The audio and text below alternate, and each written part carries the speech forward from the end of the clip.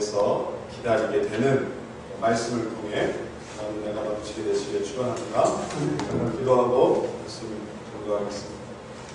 저희 하나님, 또 오늘도 저희를 불러 모아주신 주님, 이 더운 폭염에 또 저희들이 주님의 말씀에 귀를 기울입니다. 주님의 말씀을 듣기 위하여 바닷가에 계시면 바닷가로 따라 나가고, 광야에 계시면 광야로 나가고, 산에 계시면 산으로 나갔던 그 이스라엘 사람들처럼 우리도 주님께 나왔사오니 오늘도 그 말씀을 듣고 우리의 마음에 뜨거움이 있게 하시고, 또 우리의 마음에 받아들임이 있게 하시고, 또 우리의 마음에 동함이 생길 수 있도록 은혜 더하여 주시옵소서. 이 시간을 주께 부탁합니다. 동행해 주옵소서. 예수님 이름으로 기도드렸사옵나이다. 아멘. 오늘 우리가 이제 이렇게 교회에 모였습니다. 우리가 5월달 교회로 오세요 이렇게 해서 교회로 초청을 했고, 또 6월 한 달 이제 모인 교회가 어떤 의미인지를 계속해서 생각해 보고 있습니다. 와서 한번 보았지만 이제 무엇이 교회인가, 또 교회에서 뭘 하는가를 다시 한번 생각해 보면서 새로 오신 분들이 교회가 이런 곳이구나 알게 되기를 바랬고, 또 우리 자신이 교회가 참 이런 것이었구나 라는 것을 새롭게 느끼는 이러한 계기가 되기를 바랬습니다. 왜 그렇지 않습니까? 애가 태어나면 애가 이렇게 컸었구나, 애를 이렇게 키웠구나, 이런 거를 깨닫지 않습니까? 애가 태어나지 않으면 애가 어떻게 태어났는지를 다 잊어버리는데, 근데 애가 새롭게 태어나면 애가 이렇게 태어났구나, 할머니는 손주를 보면서 이렇게 애가 태어났었지 예전에 생각을 하게 돼서 새로워지는 것입니다. 오늘도 우리가 이제 교회에서 모여서 교회를 또 초청하고, 또 교회에 모이면서 교회가 무슨 의미인가를 이 시간에 다시 한번 생각해 보게 됩니다. 근데 교회에 가보면 참 종류가 많습니다. 교회라고 하면 그냥 딱 십자가만 있는 게 아니라 종류가 많습니다.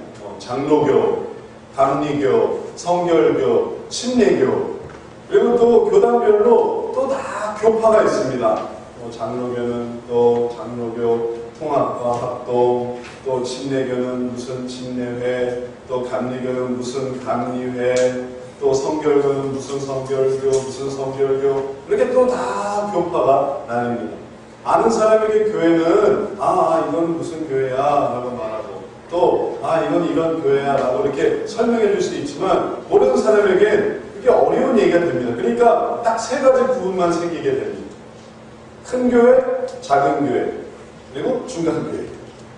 복잡하니까 이렇게 세 개만 생기는 것입니다. 여자분들이 자동차에 대한 이해가 그렇다고 하더라고요. 안 그런 여자분도 있겠지만, 남자분들은 저건 어느 회사에서 나온 무슨 차야, 또 저거는 무슨 형이야, 다 아는데, 여자분들은 그냥 차에 대해서 딱 세 가지 기준을 가지고 있대요. 큰 차, 중간 차, 작은 차. 이제 복잡하니까 잘 모르는. 교회도 아는 사람은 이건 교파가 어떻고 해서 그렇게 따져서 또 들어가지만, 모르는 사람은 그냥 큰 교회, 중간 교회, 작은 교회, 이렇게 단순하게 구별하기도 합니다. 근데 막 따져서 교회를 들어가게 되기도 하고, 아니면 그냥 아무 생각 없이 가자고 하니까 가보니까 큰 거예요, 가보니까 작은 거예요, 가보니까 중간 교회, 그래도 상관없이 작거나 크거나 가자고 해서 온 거니까 교회 사진을 보여주면서 우리 교회가 크니까, 우리 교회가 중간 크기니까, 우리 교회 작으니까 뭐라 이런 게 아니라 한번 가보지 않겠습니까? 가보니까 이제 교회를 가게 된 이런 사람들에게는 어떤 식으로든지 하나님이 은혜를 주십니다. 이건 이래서 저렇고 저건 저래서 저렇고 막 따지고 그러는 사람에게 크나 중간이나 작으나 어떤 교파나 마음에 안 드는 구석이 있어서 왜 교회를 다니는지 모르게 되기도 하겠지만, 그러나 크기나 사이즈나 있는 사람들이나 위치나 이런 거 신경 쓰지 않고 교회의 본질, 그 교회의 본질을 바라보는 사람들에게는 상가교회나 지하교회나 지상교회나 지하 1층 교회나 2층 교회나 3층 교회나 작거나 크거나 그게 아무 상관이 없는 것입니다. 왜냐? 교회는 무엇을 하는 곳이냐 하면 하나님의 말씀을 듣는 곳이기 때문에 그런 것입니다. 작아도 커도 하나님의 말씀을 듣습니다. 그 말씀을 듣다 보면 하나님을 알게 되는 것입니다. 하나님을 알게 되는 곳이 바로 교회니까 교회에서 하나님 말씀을 다 들려주고 그리고 그 말씀을 듣다 보면 작거나 크거나 뭐 좁거나 넓거나 혹은 높거나 낮거나 아무 상관없이 결국은 하나님을 알게 되는 것입니다. 그게 최고의 유익이 되는 것입니다. 성경 말씀이 얼마나 우리들에게 중요한지 모릅니다. 하나님을 어떻게 알게 되겠습니까? 하나님을 TV에서 보겠습니까? 하나님을 영화에서 보겠습니까? 하나님을 드라마에서 만나겠습니까? 이 세상을 지으시고 우리 인생의 이 모든 희노애락과 모든 화와 복을 주관하시는 그 하나님의 존재는 오직 성경 말씀 속에 있습니다. 그리고 이 말씀을 들을 때만이 하나님에 대해서 알게 되는 것입니다. 여기에는 우리가 어디로부터 왔다가 어디로 가는지가 나와 있습니다. 또 왔다가 가는 것뿐만 아니라 우리 세상에서 무엇을 해야 되는지도 다 나와 있습니다. 이것이 방향감각을 잃고 내가 뭘 위해 살아야 되지 하는 사람에게 너무나 소중합니다. 내가 무엇을 목표로 살아야 되지 하는 사람에게 목표의식이란 너무너무 중요한 것입니다. 그래서 목표의식을 갖고 이 세상의 문제를 끌어내가며 그 다음에 더 나아가 하나님께서 우리에게 주시는 삶이 끝났을 때 그때 바로 이거였다 하고 하나님이 펼쳐주시는 보이지 않는 세계를 만나게 되는 것입니다. 이 세상은 보이는 세계만으로 이루어져 있지 않습니다. 보이지 않는 세계가 있습니다. 그래서 보이지 않는 세계를 무시해버리면 언젠가 그 세계에 가서 닥치게 될 때 후회와 절망에 빠지겠지만 그러나 보이지 않는 세계를 미리 준비하고 살아가게 되면 이 세상의 모든 원리를 알게 되고 그리고 정말 가치 있고 의미 있는 삶을 살아가게 되는 것입니다. 이게 너무 중요하기 때문에 예수님께서는 오늘 본문 말씀에 나오는 것처럼 하나님 나라의 일들을 이야기해 주셨습니다.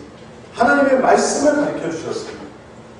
하나님께서 무슨 생각을 하고 계시며 무슨 계획이 있는지를 주님은 그 말씀을 가르쳐 주기를 원하셨던 것입니다. 3절 말씀에 나와 있는 것을 우리 같이 한번 읽어보도록 하겠습니다. 해 받으신 후에 또한 저희에게 확실한 많은 증거로 친히 자신을 나타내사 40일 동안 저희에게 보이시며 하나님 나라의 일을 말씀하시니라. 40일 동안 이게 매일 이렇게 나타나셨다는 게 아니라 이제 부활하신 후 40일 동안 이 세상에 계셨습니다. 그리고 그 40일 내에 주님께서 자기를 나타내 보여주셨다는 것입니다. 그리고 그 기간 동안에 주님께서는 하나님 나라의 일들을 말씀해 주셨습니다. 마치 먼 나라로 떠나가는 어떤 분이 그 나라, 이제 내가 가게 될 나라에 대해서 설명해 주시는 것처럼 주님은 이제 주님께서 가시게 될 그 하나님의 나라에 대하여 제자들에게 설명해 주셨다는 것입니다. 그때는 병 고치는 것도 없었습니다. 그때는 죽은 자를 살리는 것도 없었습니다. 그때는 뭔가 어떤 기적 같은 것도 없었습니다. 그냥 하나님이 설득하시고 설명해 주시고 또 알려주시고 또 알려주셨던 것이 왜 이렇게 하나님의 나라에 대해서 말씀해 주셨을까요? 그 이유는 예수님이 그 나라로 가실 뿐 아니라 그 다음에 제자들도 그 나라에 와야 되기 때문에 그런 것입니다. 준비를 해야 되기 때문에 그런 것입니다. 그 나라를 모르면 준비하지 못하는데 알게 되면 그 나라를 준비하게 되니까 준비할 수 있도록 이렇게 설명을 해 주신 것입니다. 저는 종종 이런 생각을 해볼 때가 있습니다. 어려서부터 했던 생각이에요. 고등학교 때는 이런 생각을 했습니다. 야, 내가 대학도 혹시 못 가보고 죽으면 어떡하지? 고등학교 때 그런 생각이 들어요. 고등학생이었습니다. 내가 혹시 갑자기 차에 치여서 죽거나. 왜냐하면 그때 제 친구가 금요일에 이제 수업을 마치고 인사를 하고, 그때 토요 수업이 있었으니까, 토요일에 수업을 마치고 인사하고 갔는데, 월요일에 가니까 친구가 안 왔어요.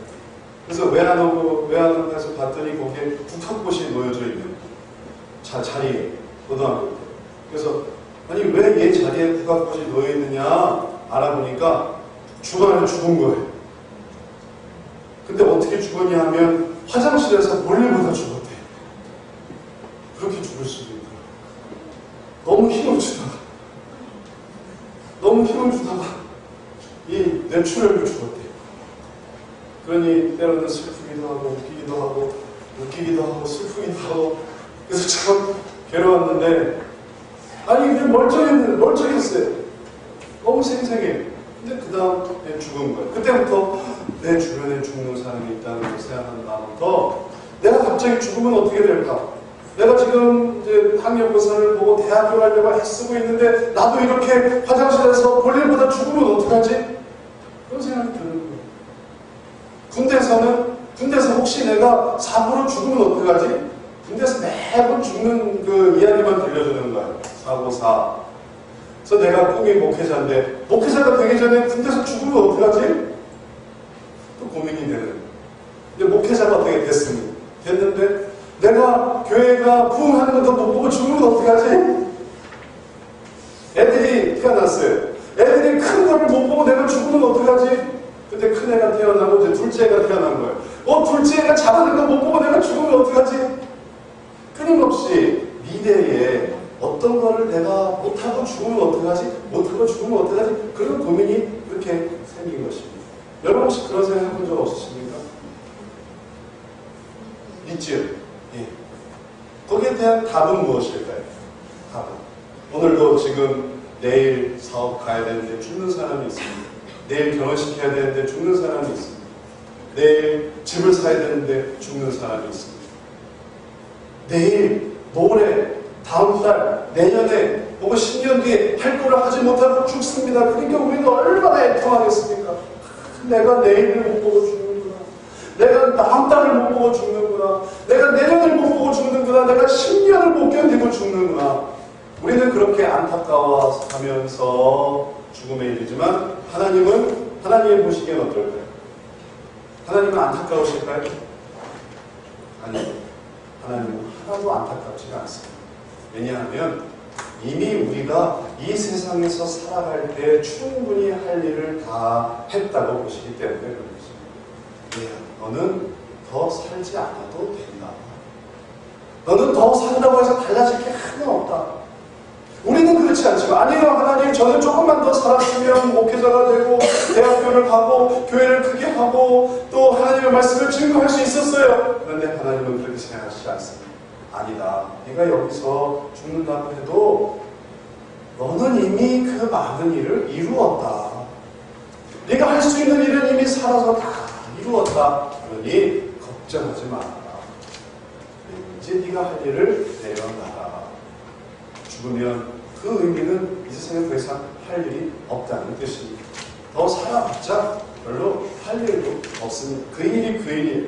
그렇기 때문에 하나님이 데려가시는 것입니다. 그래서 우리의 인생이 끝나는 것입니다. 그런데 이 말씀의 이 생각의 의미는 무엇일까요? 그건 다시 말하면 살아있다는 건 할 일이 있다는 거겠어요? 없다는 거겠어요? 있다는 것이죠. 죽었으면 할 일이 없는 거예요. 아무리 하고 싶어도 이제 그 일을 할 필요가 없습니다. 젊어 죽던, 어려서 죽던, 늙어 죽던, 하여튼 죽었으면 이제 할 일은 다 끝낸 거예요. 이제 쉰 거예요. 믿는 사람이나 안 믿는 사람이나 이제 더 이상 고민할 필요가 없습니다. 할 일을 다 마친 것이니까. 그러나 살아있으면 할 일이 있는 거예요. 숨이 붙어있으면 할 일이 있습니다. 살아있는데 할 일이 없다고 생각하면 큰 오산이에요. 죽었으면 할 일이 없는 것이고 살아있으면 할 일이 있습니다. 병투병을 하면서 할 일이 있습니다. 장애를 가지고 있으면서 할 일이 있습니다. 실패를 당하면서 할 일이 있습니다. 할 일이 있기 때문에 의사들은 그것을 붙들어내서 그것을 살리려고 애를 쓰는 것입니다. 어떻게 해서든지 숨을 쉬게 하려고. 왜냐하면 그가 살아있으니까. 살아있기 때문에 주님께서 주시는 할 일이 있으니까 그걸 하기 위해서 죽은 자를 살려내려고 하는 것입니다. 우리가 살아있는 한 하나님의 일에 의미가 있습니다. 그래서 그 의미를 알게 되기 위해서 하나님께서 설명해 주시는 거죠. 저는 할 일이 없는 것 같은데요. 네가 살았니 죽었니? 전 살아있습니다. 그럼 네가 할 일이 있다. 살아있으면 할 일이 있어요. 그걸 몰라요. 근데 살아있는데도 할 일이 없다고 생각하는 거예요. 그래서 한쪽에서는 병원에서 의사들이 막 수혈을 하고 수술을 하고 또 치료를 해서 살려내려고 애를 쓰는 반면 한쪽에서는 멀쩡한 사람들이 연탄가스 피워놓고 죽어버려요. 멀쩡한 가족이 집안에서 뭘 피워놨는가 하면 번개탄을 피워놓고 죽는 거예요. 목을 감아서 죽는 거예요. 아니 멀쩡한데 이쪽에서는 그걸 살리려고 애써서 이 생사의 갈림길에서 애를 쓰는데 이쪽에서는 멀쩡한 사람들이 죽고 있어요. 얼마나 안타까운 일이죠. 이제 이렇게 어이없이 죽는 죽음이 생기지 않도록 우리 모두에게 주님은 왜 사는지에 대해서 알려주십니다. 무의미한 삶이 아니라는 것을 알려주십니다. 그래서 그것을 들어야 돼요. 하나님을 모른다는 것은 그것은 가치를 모른다는 것입니다. 의미를 모른다는 것입니다. 언제든지 죽을 수 있습니다. 언제든지 죽일 수 있습니다. 우리 인간은 언제든지 죽일 수도 있고 죽을 수도 있어요. 자기 자신을 죽여도 죽이는 거예요. 그래서 우리 이런 이 악한 가능성이 있기 때문에 주님의 말씀을 듣습니다. 그래서 그 말씀을 들을 때 삶의 의미를 알고 삶의 가치를 알고 우리를 지으신 하나님의 존재를 알고 그리고 그 주님이 가지고 계시는 계획을 바라볼 때 이게 얼마나 소중한가. 내가 아무리 나이가 들어도 내가 아무리 병상에 있어도 내가 아무리 지금 돈이 없어도 내가 아무리 지금 어떤 장애가 있어도 내가 죽지 말아야 되는구나. 스스로 죽어서는 안 되는구나. 의미를 가지고 살아야 되는구나를 깨닫게 되는 것입니다. 그래서 이렇게 하나님 말씀을 듣습니다. 그렇게 듣다 보면 마음이 열리게 돼서 그것을 보게 됩니다. 그리고 그렇게 듣다 보면 정말 중요한 이야기를 알게 됩니다. 정말 중요한 대목이 딱 나타날 때가 있습니다.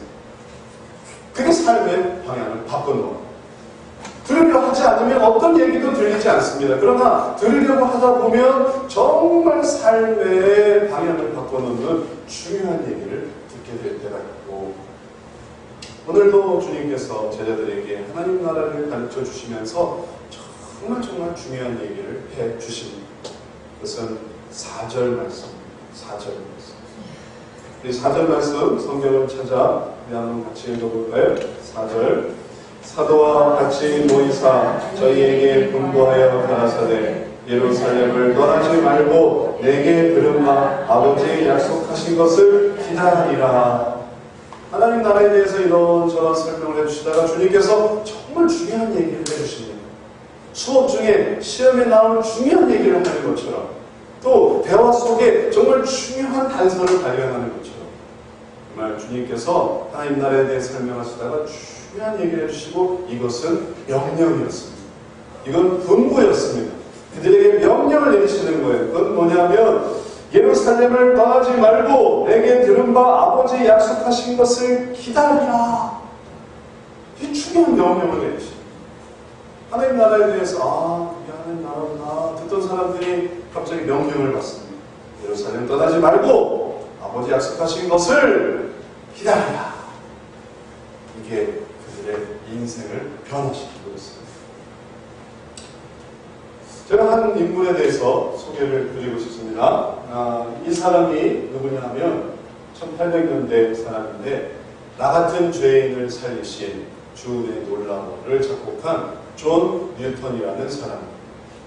존 밀턴이라고 많이 들어보셨을 것입니다. 노래 나 같은 죄인 어메이징 그레이스라고도 잘 알려져 있는 그 노래를 작곡한 사람입니다. 그런데 참 우리가 노래 속에 담겨진 인생의 의미를 알게 되면 참 귀한 은혜를 받습니다. 그의 인생 자체가 정말 나 같은 죄인 살리신 그 은혜 놀라워라는 그러한 삶을 살았습니다. 그는 6살 때 자기 어머니를 잃었습니다. 근데 6살 때 어머니가 돌아가시기 전에 인간의 타락함과 그리고 하나님의 은혜가 얼마나 중요한가를 어머니가 돌아가시기 전에 그에게 행복히 얘기를 해 주었다고 합니다. 그런데 그때는 너무 어렸어요. 그래서 어머니가 하신 말씀이 무슨 뜻인지 잘 받아들이지를 못했습니다. 그리고 어머니는 돌아가셨어요. 그리고 나서 이 존 뉴턴은 친척 집에 얹혀 살게 되었답니다. 근데 이 집, 저 집 전전하면서 살아가게 됐대요. 그러다 보니까 여기서 학대, 저기서 학대, 구박에 그리고 또 폭행에 시달림을 많이 받았어요. 그런 아주 어려운 삶을 살다가 그가 우여곡절 끝에 가게 된 것은 노예선에 이제 취직을 해서 노예선의 일꾼으로 이제 들어갔답니다.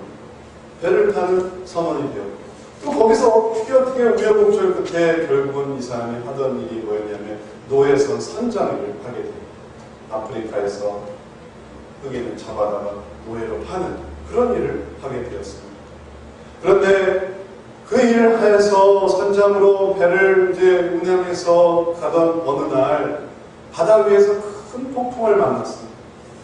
그래서 배는 다 깨지게 되고, 그리고 그 폭풍 속에서 그는 이제 죽음에 이르게 되었습니다. 이제 여기서 이제 죽을 수밖에 없다는 그런 절박함에 이르게 된 거예요. 근데 그때 예전에 어머니가 돌아가시기 전에 하셨던 말이 기억이 납니다. 그래서 그는 그렇게 기도를 했답니다. 돌아가신 내 어머니의 하나님, 저를 여기서 한 번만 살려주시면 제가 주님의 일을 위해 제 일생을 바치겠습니다. 그 기도를 했어요. 그게 기억이 난 거예요. 어머니의 말이 기억이 난 거예요. 돌아가신 어머니. 기독교 가정에서 태어났었지만 일찍 돌아가시는 바람에 제대로 신앙생활하지 못하고 험난한 삶을 살았던 이 존 뉴턴이 어머니의 말을 기억해요. 그때 하나님께 부르짖었습니다. 그리고 정말 기적적으로 그가 살아날 수 있었어요. 폭풍우가 잦아지고 또 그의 부조선을 만나게 돼서 살아나게 돼요. 그리고 그는 육지로 올라와서 그때 신학교를 가게 돼요. 그리고 목회자의 길을 가게 되었고, 그리고 평생 동안 자기를 살려주신 그 은혜를 증거하면서 살아가다가 이제 나이가 들어 죽게 되었습니다. 죽을 때 그는 이렇게 유언을 남겼답니다. 내 묘비에 다음같이 기록해다오. 그래서 유언을 남겼는데 그의 묘비에 기록된 그 유언은 이런 것이었습니다.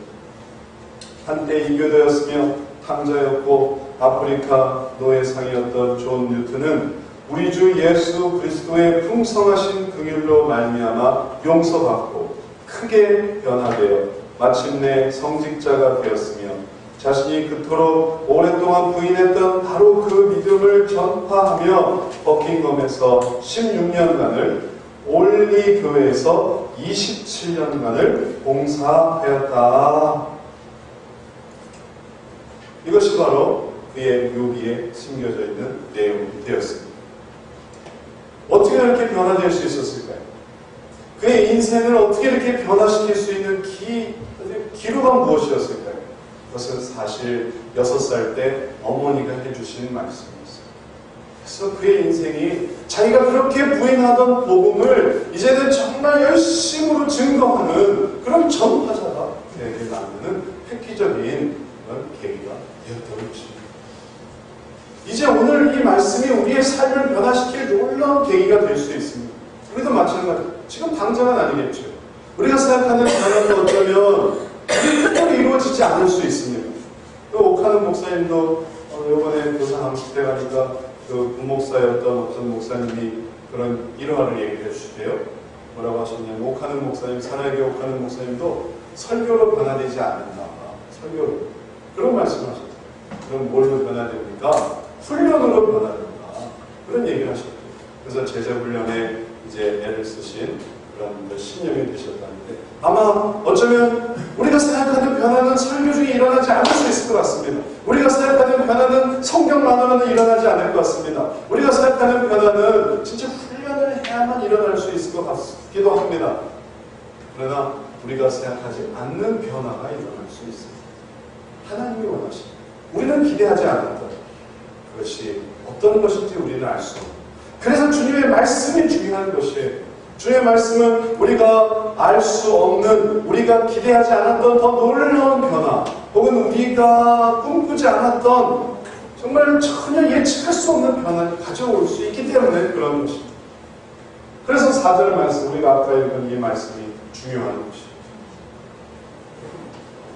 다시 한번 제가 읽어봅니다. 사도와 같이 모이사 저희에게 분부하여 가라사 예루살렘을 떠나지 말고 내게 들은 바 아버지의 약속하신 것을 기다리라. 주님은 이 3가지를 말씀하셨습니다. 예루살렘을 떠나지 말고 내게 들은 바 아버지의 약속하신 것을 기다리라. 예수님께서 그들에게 부탁하시고 그들에게 명령하신 것은 예루살렘을 떠나지 말라는 것이었습니다.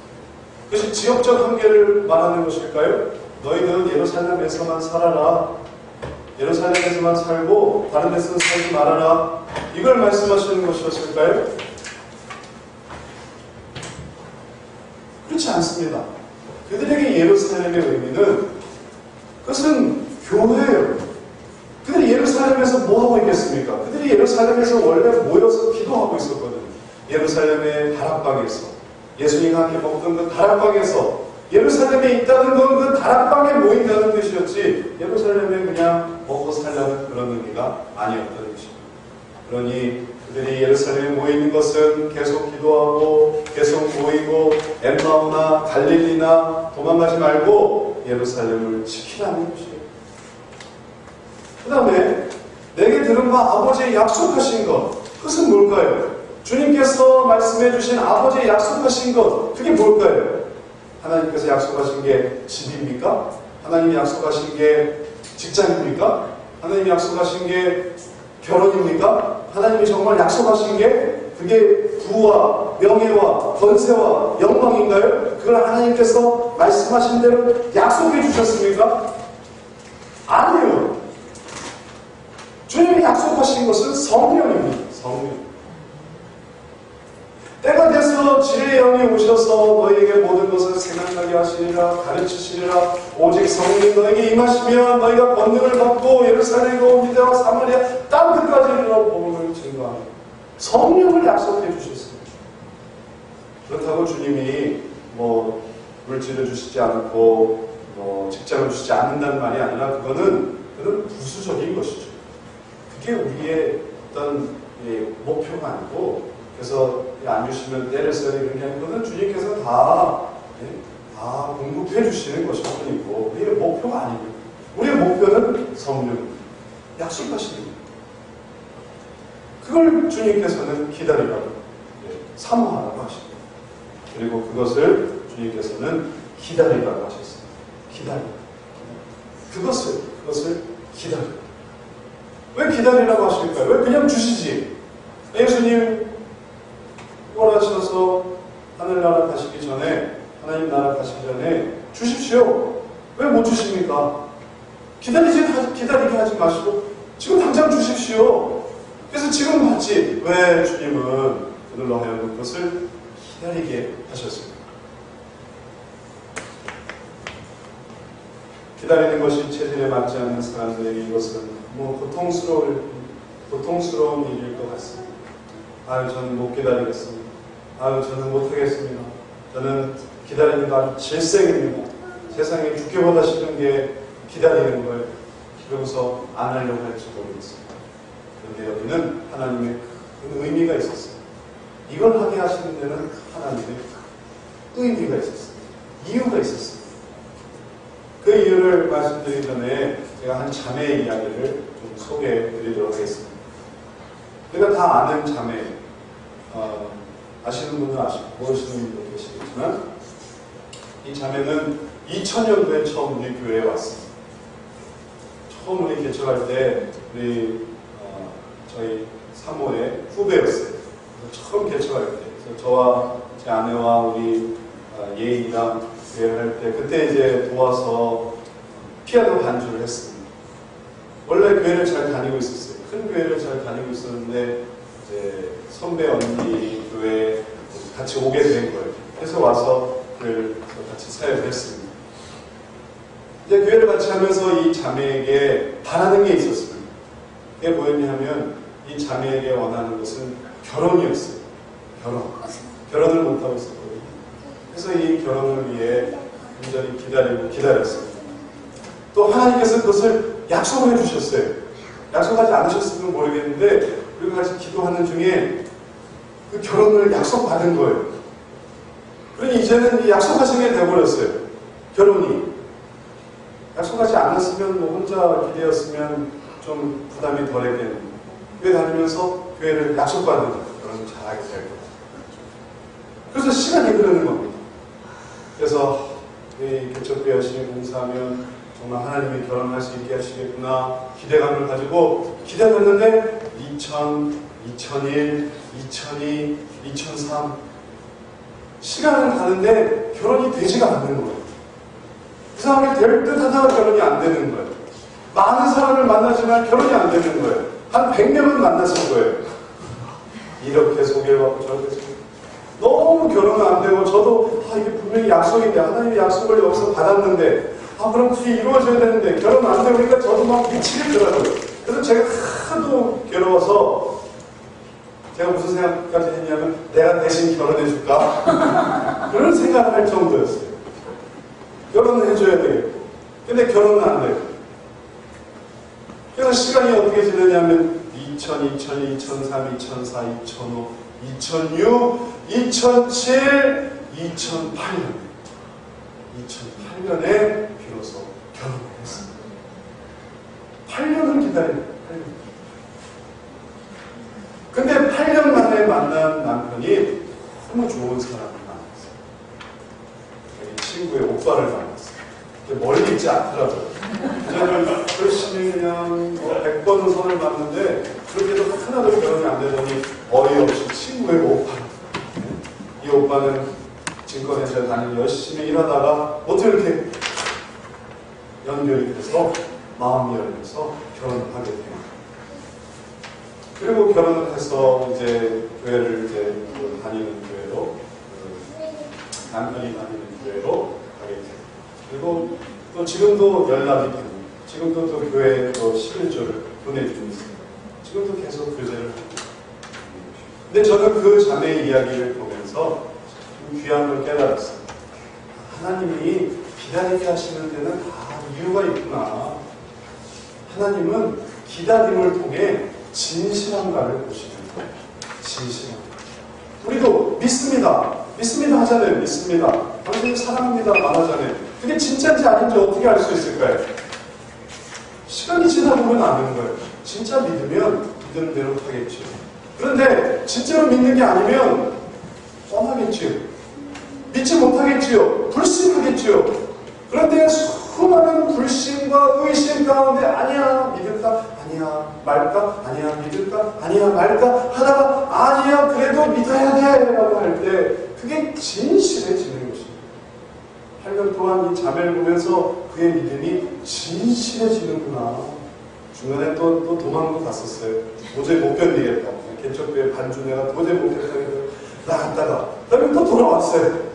또 돌아와서 또 이렇게 하고 저렇게 하고 그래도 내가 하나님을 뭐 어떻게 포기를 할 수가 없어서 해봐도 안 되고 하여튼 그런데 수십 번의 불신 후에 믿음이 생길 때 그게 진실한 주님은 믿음의 하나님입니다. 그래서 기다리게 하십니다. 또한 하나님은 소망의 하나님입니다. 근데 이 소망 갖는 게 쉽습니까? 어렵습니까? 진실한 소망은 수천 번의 절망 가운데 생기는 거예요. 그게 진짜 소망인 거예요. 그냥 뭐 기대와 환상 속에 늘 갖는 그런 소망, 그건 가짜예요. 그건 믿지 마십시오. 그건 환상 속에 사는 거예요. 그러나 현실 속에서 절망하고, 그러나 또 소망하고, 다시 절망했다가 또 소망하고, 또 다시 낙심했다가 또 소망하고, 그럴 때 이게 다져져서 진짜 소망이 되는 거예요. 주님은 소망의 하나님이신 것입니다. 주님은 또 사랑의 하나님이십니다. 사랑해요, 사랑해요, 사랑해요. 그런데 이 사랑이 그냥 입으로만, 그리고 그냥 이 사랑만으로는 그게 진짜 사랑이 아닙니다. 정말 사랑하기 위해서 수십 번의 원망, 하나님 어쩌면 이럴 수가 있습니까? 저를 어떻게 이렇게 놔두실 수가 있습니까? 하나님께 대한 미움, 하나님께 대한 원망. 그러나 아니야, 내가 다시 하나님을 사랑해야지. 내가 결혼 못해도 내가 하나님을 사랑해야지. 나중에 진짜 그 지경에 이르더라니까요. 내가 결혼 못해도 하나님 사랑한다고. 그러니까 정말로 믿음의 하나님, 소망의 하나님, 사랑의 하나님, 마음이 평안해지니까 그전에는 결혼 못해서 죽을 것 같았던 그 자매가 나중에 결혼을 처음 해보게 된 거예요. 얼굴이 활짝 피는 거예요. 신기하죠? 그렇게 해달라고 죽을 애를 쓸 때는 안 되다가 그게 결혼을 추월하고 혼자 살 생각을 하고 편안해지니까 그때 어려움이 확 피는 거예요. 그러니까 그때 배우자를 만나는 거예요. 그러니까 이 배우자에게 매달리지도 않고 집착하지도 않고 좀 편안한 마음을 가지니까 이 친구 오빠가 예뻐 보이는 영향력이 있었다고 봐요. 하나님은 믿음의 하나님, 소망의 하나님, 사랑의 하나님. 그래서 기다리게 하시는 내 없는 동안 기다려. 그게 진실의 지옥. 돈 때문에 결혼하고, 또 쾌락 때문에 결혼하고, 외모 때문에 결혼하고, 배경 때문에 결혼해서 그 결혼 속에서 살아가는 사람들이 얼마나 많이 있습니까? 이번에 어떤 통계를 보니까 이혼율이 많대요. 이혼율이 많고 어려움이 많이 있습니다. 그렇게 어려운 사람들 속에 있는 생각들은 정말 다른 짝을 더 만나고 싶고 여기서 도망가고 싶고 여기서 극복하고 싶고 그런 어떤 복잡한 마음이 있는 것입니다. 그러나 하나님이 보여주시는 것은 무엇입니까? 네가 100번 못 믿어도 한 번 더 믿어라. 네가 100번 절망해도 한 번 더 소망해라. 100번 미워해도 다시 한 번 사랑해라. 그럴 때 진실을 지는 것입니다. 이제 이것을 어디서 하라고 하시냐면 바로 교회에서 하라고 하시는 것입니다. 왜냐하면 이 가정 자체가 너무 어렵기 때문에 위로해주고 격려해주고 또 할 수 있어, 또 할 수 있어. 사람은 안 변해요. 사람은 절대 안 변해요. 아니야, 사람은 변해. 하나님은 변하게 할 수 있어. 세상 사람들이 다 안 된다고 하는 걸 하나님은 할 수 있어 라고 말해주는 한 사람이 필요한 것입니다. 그래서 교회에 있게 하시는 거예요. 그래서 기도하게 하시는 것입니다. 우리가 이러한 삶을 살아야만 하겠습니다. 그래서 우리를 이 교회에 불러주시는 것입니다. 우리 교회에서 뭘 하겠습니까? 우리가 바로 이걸 해야 합니다. 예루살렘을 떠나지 않고 주님이 약속하신 것을 기다려야 되겠습니다. 기다리신 여러분 되시기를 축원합니다. 아무 소망 없이 낙심 가운데 한 주 한 주 보내지 마십시오. 기다리세요. 내가 되면 이루어집니다. 존 뉴턴의 어머니로 자기가 죽어가면서 남겨준 그 말이 언젠가 자기 아들을 살리겠죠. 기다리십시오. 여러분 힘을 얻으려고 하지 말고 기다리세요. 하나님은 여러분이 아니라 다른 방식으로 하나님의 선생님으로 하나님의 의사로 하나님의 교사로 하나님의 사용하시는 어떤 사장님으로 하나님의 사용하시는 어떤 종업원으로 그를 변화시켜 주실 것입니다. 충분하면서 기다리세요. 그리고 또 하나님의 약속하신 것을 바라보십시오. 하나님은 우리 자신에 대해서 약속해 주십니다. 하나님은 타인에 대해서 약속해 주십니다. 그리고 하나님은 하나님 일들을 약속해 주십니다. 그 약속을 바라보십시오. 하나님 우리 자신에 대해 갖고 있는 계획, 하나님이 우리 가족들에 대해 갖고 있는 계획, 하나님이 하나님의 일들에 대해서 가지고 계시는 일들, 그것을 바라보십시오. 그 약속을 바라볼 때 우리 신앙이 온전해질 것입니다. 그리고 그것을 떠나지만 예루살렘을 떠나서는 아무 열매를 맺을 수가 없습니다. 갈릴리로 가면, 엠마오로 가면, 또 다른 곳으로 가면 그것은 떠나는 것입니다. 그러나 주님 안에서 그를 떠나지 않고 들고 있으면 주님 안에서 때가 되어 이루어 주실 것입니다. 이제 말씀을 마치겠습니다. 우리 모두가 여러분들이 우리 이 시간에 여기 있는 모두가 다 예루살렘에서 약속하신 것을 기다리는 주님의 성도 되시길 축원합니다. 그래서 주님이 그 약속하신 것, 우리 삶 속에 다 약속하신 게 많이 있습니다. 어떤 사람은 신앙을, 어떤 사람은 성령 충만을, 어떤 사람은 사명을, 어떤 사람은 정말 결혼을, 어떤 사람은 또 직장을, 어떤 사람은 취직을, 어떤 사람은 또 무엇인가를, 또 어떤 사람은 자기 자신을, 어떤 사람은 다른 우리 가족을, 다른 사람을, 또 어떤 사람은 하나님의 그 무엇을, 약속을 기다리고 있습니다. 내가 지치지만 절망하지 말고 그렇습니다. 기다리고 하나님 바라보아서 이 모든 것을 다 이루시게 되기를 축원합니다. 그래서 우리가 함께 기뻐하고 함께 감사하고 함께 영광을 돌리는 우리 모두의 인생, 가치 있는 인생, 의미 있는 인생이 되시기를 주의 이름으로 축원합니다. 사랑하는 하나님, 아버지의 약속하신 것을 예루살렘에서 기다리게 하신 주님, 우리가 혹시 기다림을 포기하고 하루하루 살아가고 있지는 않습니까? 절망 가운데 또 미움 가운데 불신 가운데 살아가고 있지는 않습니까? 하나님, 믿음의 하나님, 소망의 하나님, 사랑의 하나님, 정말 우리가 소망할 수 없을 때 소망하게 하시고 사랑할 수 없을 때 사랑하게 하시니 믿을 수 없을 때 믿게 하여 주옵소서. 그리하여 우리가 아버지 약속하신 것을 기다림으로 정말 예루살렘에서 큰 기쁨 누릴 수 있게 도와주옵소서. 오늘도 우리가 이렇게 교회를 모여 이것을 기다리오니 이 삶 속에, 이 교회 생활 속에 귀한 것, 기다렸던 모든 것들, 아름다운 것들이 놀랍게 이루어지게 하시고 좋은 열매들 많이 맺는 우리의 삶 되게 복내려 주옵소서. 이 다음에 예수님 이름으로 기도드렸사옵나이다. 아멘. 찬송 249장 같이 읽겠습니다. 249장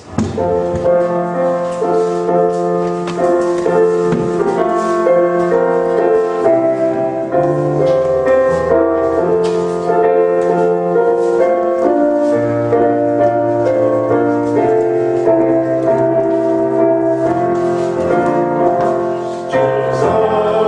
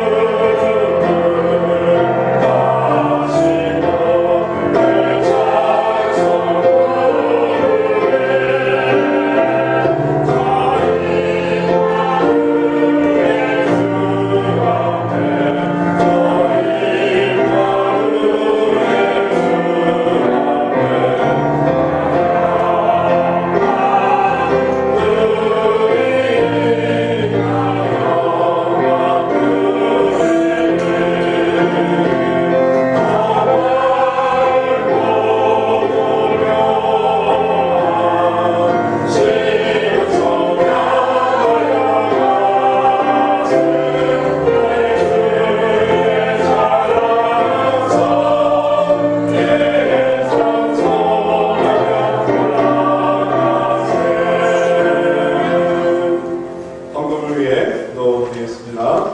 성령 하나님, 신방을 받아 감사하여 감사드렸습니다. 또한 은밀한 제목으로 감사하여 감사의 힘을 드렸습니다. 이 감사를 주님이 축복해 주옵소서. 늘 주님께서 그 집에 거하여 주옵시고 늘 그 집에 주장하여 주셔서 항상 하나님의 기쁨이 넘치는 가정 되도록 보내주시고 또 다른 은밀한 제목을 주님이 축복해 주옵소서. 11조를 주님께 드렸습니다. 10의 1을 구별하였사오니 정말 주님이 주신 소득에 의미가 있게 해주시고 그저 하루 벌어 하루 사는, 한 달 벌어 하루 한 달 사는 그런 인생이 아니라 나라를 위해 하나님의 나라를 바라보며 쌓아가는 그 나라에 더욱 다가가는 삶 될 수 있도록 우리 손길에 축복하여 주옵소서. 성경헌금을 주님께 드립니다. 성경헌금으로 주님의 나라의 전파와 확장을 도왔사오니 드린 이름과 드린 마음을 주님이 동시에 축복하여 주옵소서. 주의 헌금을 주님께 드립니다. 주님께 오늘도 나와 우리에게 주신 주의 기다림을 받아드립니다. 그 기다림 속에 아름다운 열매가 맺히게 하여 주옵소서. 1년을 기다려 한 해 농사가 이루어지는 것처럼 10년을 기다려 한 학업이 마치는 것처럼 100년을 들여 영혼을 구원할 수 있는 우리의 인생 될 수 있게 복내려 주옵시고 그 기다림을 받아들이며 그 기다림 속에 주님과 더욱 동행하는 우리 모두 되게 해 주옵소서. 예수님 이름으로 기도드렸사옵나이다. 아멘. 광고 말씀 드리겠습니다. 오늘 주일 오전 예배 마친 후에 이 단합대회를 가겠습니다. 날씨가 너무 더워서 체육대회는 좀 어려울 것 같고요. 그래서 양재동 시민의 숲 그 약도를 마련했습니다. 차로 가실 수 있는 분은 다 차로. 오늘 전에도 한번 가봤습니다. 숲이 아주 울창해서 서울 시내에 있는 곳이 있습니다. 그래서 이렇게 그늘에서 밥 먹고 그리고 이렇게 좀 쉬다가 또 게임도 준비되어 있습니다. 그래서 단합하는, 친교하는, 바깥에서 친교하는 그런 시간을 갖고 돌아오도록 하겠습니다. 그래서 그런 시간이 한 서너 시쯤 예상하니까 같이 참여해 주시면 감사하겠습니다. 그래서 오늘 오후 예배 마치자마자 출발할 거니까 성경 구절 암송대회 이번 주에 쉽니다. 식사도 그쪽에 가서 하도록 하겠습니다. 신방, 우리 지난주에 신방했고요. 이번 주에 화요일에 저희 집 이사를 해서 신방이 있습니다. 신방 하면서 대접하려고 하니까 화요일 점심에 많이 참여해 주시기 바랍니다. 6월 말로 우리 신영학교 우리 교회가 교회 이름으로 하는 전도, 또 성경 공부, 그리고 또 상담학교, 영어학교, 또 주일 성경 공부까지 6월 달로 종강을 합니다. 그래서 한 달 쉬고 그다음에 8월에 전도학교, 성경학교, 기도회, 성경 공부 다 이제 8월부터 시작하고 상담학교, 영어학교는 9월부터 시작합니다. 이렇게 기억해 주시기 바랍니다. 그리고 이제 6월이 다 가게 되면 7월이 시작되고 7월 첫 주 맥주 감사절이 있습니다. 단연을 드리고 우리가 수학하는 것처럼 야 이제 반이 꺾였구나, 이제 나머지 반을 향해서 나아가는구나 를 감사하며 하나님께 예배 드립니다. 이렇게 해주시고 감사드리시기 바랍니다. 또 여름엔 늘 다가오는 이제 여름 수련회 있습니다. 주일학교 이제 어김없이 찾아오는데 장소가 확정되지 않아서 아직 결정되지 않은 부분이 있는데 위에서 기도해 주시기 바랍니다. 자, 이 시간에 우리 환영할 분이 계십니다. 우리 원유미 성도님 남편 되세요. 배항호 성도님 잠깐 일어나실까요?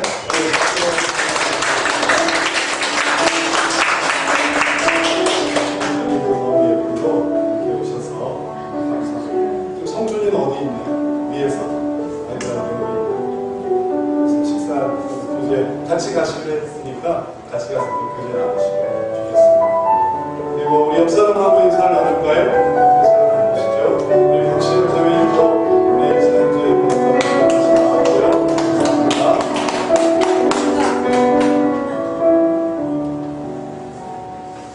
자, 이제 우리 마지막으로 다 같이 일어나셔서 6월의 찬양 우리의 축도로